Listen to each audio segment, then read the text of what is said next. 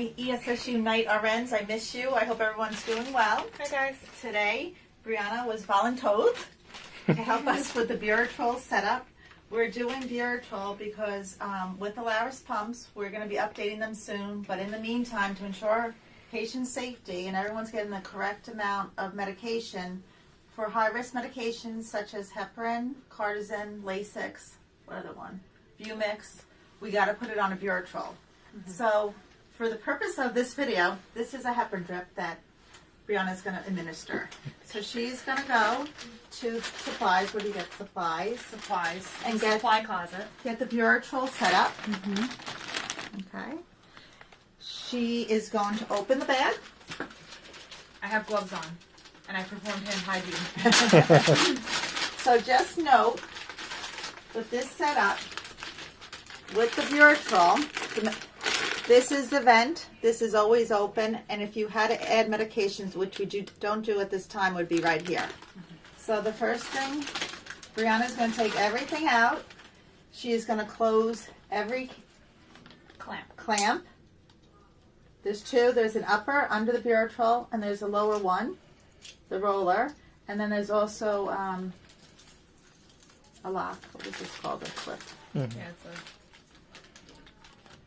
This. So it's all clamped. So now we're all set to spike the bag. remove all the extra paper.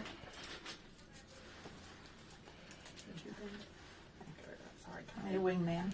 Okay.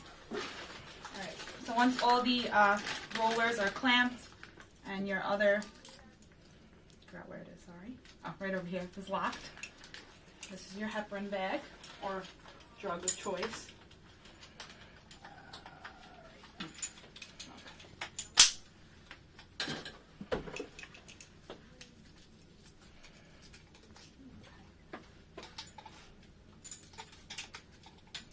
It's spiked.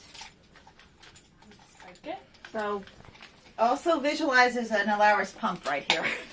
Yes.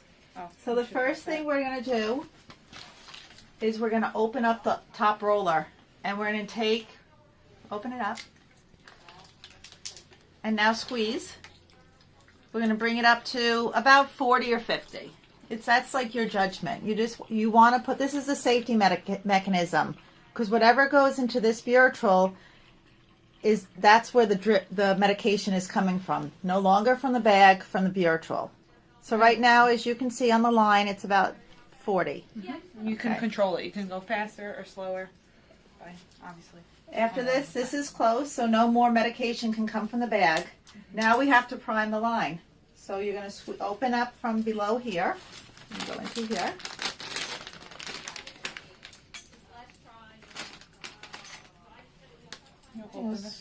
Squeeze this so half full.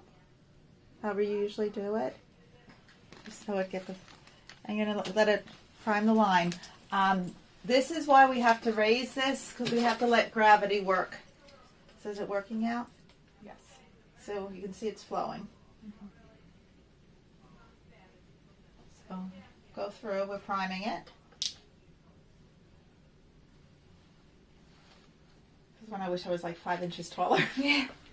Okay. Just want to go all the way through here. Yeah, and this is pretty much similar to your regular IV tubing. Yeah. At this point. So this would be the first thing if you're running into problems at night, like if it's not moving while you prime it, make sure if the pump's here, this would be too low. This has to be 20 inches from the top of the fluid to the top of the Alaris pump. Okay, good. So now the line is successfully primed. And you would just set up the tubing into the Alaris pump as usual. So now what we have to do, we would program heparin into the Alaris pump. But what you note right now, Should I grab an Alaris pump? we can do that. Volume to be infused, there's 25 in here. You would put 25. So when Brianna comes back, this heparin drip, say, is on 5 milliliters an hour. In 1 hour, the Buretrol, if it's working correctly, should be down at 20, and the volume to be infused on the machine is 20. If for whatever reason too much went in or not, it didn't come at all, you would escalate at night. If one of your assistant managers are on, you call them, or you'd call one of the ADNs, and they would come and look at the bag and remove the pump. Okay. I think the only other thing I wanted to say is if you were to have this patient for over a certain amount of time, so let's say you have them for 5 or 6 hours and they're going to be on this continuous heparin drip, like we said, you basically control this chamber. So you can always, to add medication to this, you just unlock this roller clamp and this will fill into this chamber. So you just adjust it accordingly. But just make sure this is closed when you open this up.